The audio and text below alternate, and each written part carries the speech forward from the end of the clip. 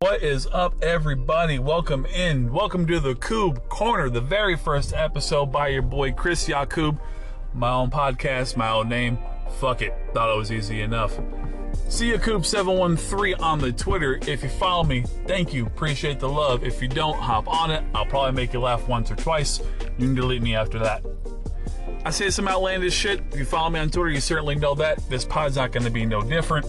I'm putting in about 10 minutes of work on each one of these guys. They're going to be sporadic. They won't be on set days. Sorry for you. I got shit to do as well, just like all you do.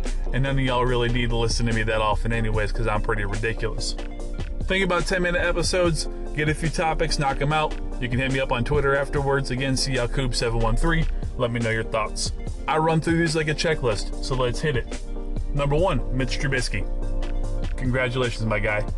Got yourself a bag, got yourself a starting gig, got yourself a hell of a coach, got yourself a beast of a running back. You're going to do all right things there. People think I hate Mitch Trubisky. Not true. I think he's perfectly serviceable. I think he's going to be okay for the Pittsburgh Steelers. I do think he's a bridge, much like Ryan Tannehill was before he found his perfect spot. And that is my comp for Mitch Trubisky. That boy is Ryan Tannehill. He'll get you on the short and mid game. He's never going to kill you consistently over the top, but he'll do some decent things. He'll get you some wins. He might get you to the playoffs. Not a bad career. This guy's going to be fine. For the Mitch stands out there, y'all need to take it the fuck easy. It's too serious out there in these streets. Don't get on my goddamn nerves. He's gone. He's not our quarterback. Move on. Number 2, Mr. Poles, the GM. I like what you're doing, man. I like what you're doing because it's transparent as hell. You're coming in telling me I'm going to attack the second and third wave of free agency, and I'm going to build through the draft. What does he do? He signs Equinabia St. Brown. What in the fuck was that? I'm not gonna lie, I get it. That's Getsy's guy. He went over at him, but dude, you had to sign him today? Like, he's not gonna be available at OTAs? Like, I'm surprised this is one of the first receivers we jumped on. But you know what? Then he went and got his guy from KC and Mr. Pringle. You know, once a pop, you can't stop. Cool, whatever. Get your return guy. Get a fast dude, 6'1", 200 pounds. I'm not mad at it, all right? As these are decent depth moves. We had one basic receiver on the damn roster. I get it. But what we're starting to see now is there's a little bit of a Flus impact here, too. That's why we got Lario so early. People forget, when we started off this conversation with the GM and the head coach, they mentioned 3 positions that were a must-improved need. That 3 technique, that slot position, and the linebacker. Well, we got ourselves Lario because you're not going to get that kind of talent, or at least that kind of proven talent at that age with that kind of tenacity in the draft when we have to target wide receivers, offensive line, other things as well. So I expect him to spend money on the things that are important to the staple of the defense, which is Eberflus's number 1 priority. And then from there, we'll build from the draft. Makes perfect sense. Speaking of free agency, speaking of Lario, speaking of these wide receivers we're deciding, I am a little surprised that we haven't moved on some offensive linemen. There's been a lot of them, but you know what? Every time I think, man, can't believe we missed out on this dude, another one gets cut. So, this first year, in Poles we trust, just like in Acme I trust with the Bulls, I'm going to give him his time. I'm going to reserve judgment on his job altogether. In general, I'm excited. I think this is going to be a good thing, but I like to see where he's going to end up going by the end of this draft and head into camp, what our offensive line looks like. I think personally, it'll be shaken up quite a bit. I think we're going to have a couple of holdovers this year, but I would not be surprised, as after this year is an evaluation year, after this year, we're going to see a whole new offensive line, give or take 1 offensive lineman. I'm looking at you, Larry Borum. I think you're the one he's going to keep. Sorry for the TJ fans. I was a Tevin Jenkins fan coming in. I haven't seen anything this year to put judgment on him yet, but I just don't know because we don't even know yet what position he's going to play. So I think he'll be on the roster. I don't know if he'll be in starting. I don't know if he'll be right tackle. I don't know if they might slide him into guard. I have no idea what the hell they're going to do with this kid. I like his tenacity. I like his motor. I like his intent. I think Poles will respect those things. We just need to see him on the field to make a true judgment to say he's going to be there. Well, Larry Borum, that man was on that field. That man owned some people. Had no problem with him staying. Think he's going to be a long-time position holder for our offensive line. He's going to anchor that thing down. Last topic that I'm going to cover, the draft. We've got 2 relatively early second-round picks. This is a topic I want to spend a little time on because there's a few different ways we can go here.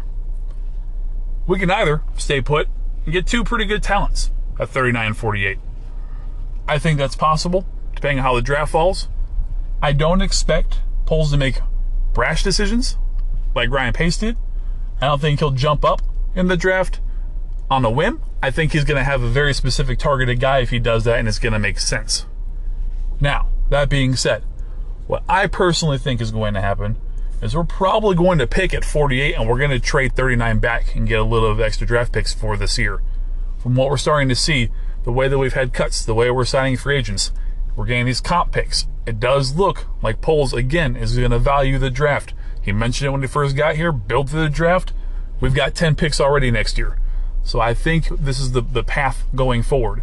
So like I said, I think we pick in the second. I just think we pick on the later pick. I then think we trade up the earlier pick to get a couple of fifths, something like that. Something that gives us a little bit extra depth this year to add more guys to the team. Now the third option is literally to trade both of them and move up into getting a top 15 possibly pick. If you throw in a little extra, or maybe even moving into the later first.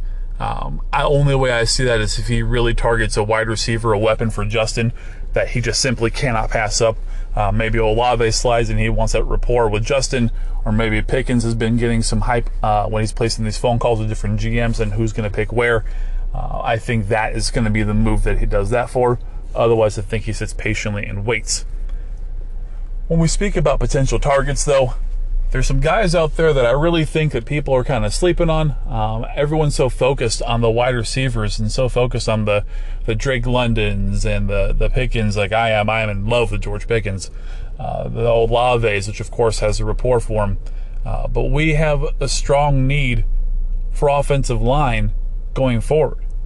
This is a deep draft at line. It's a pretty deep draft at wide receiver. We have some secondary needs. There's some holes that we have to fill in. I'd like to hear your thoughts on what those secondary positions are that we need to be looking at. For slot corners, what does that look like on paper? For the offensive tackles and offensive guards, who are we looking there to help round out this offensive line? Historically, we have had a very soft offensive line. We need to figure that out. We need nasty. We need tenacity. We need motor. We need finish. We need guys who are going to attack the second level. We need guys who are going to go to the echo of the whistle. A lot of that will come in coaching from Flus, because if you don't do it, you're going to be gone. You're going to be riding the pine, or you're just going to be gone altogether. Maybe you go to the Falcons with Elijah Wilkinson, but there's going to be some changes here, and I want to know what you guys think is going to provide depth for the offensive line. I want to know what you guys think for that slot corner position, which is so imperative to this defense. Where are we going to go there? I've seen a couple of cats that I have interest in, but I'd rather not name drop quite yet. We'll save that for a different episode. But I want your thoughts as well. Hit me up on Twitter, Yacoub713. I appreciate you listening in. I told you keep about 10 minutes. We're at the 8-minute mark. Y'all have a blessed day. Bear down.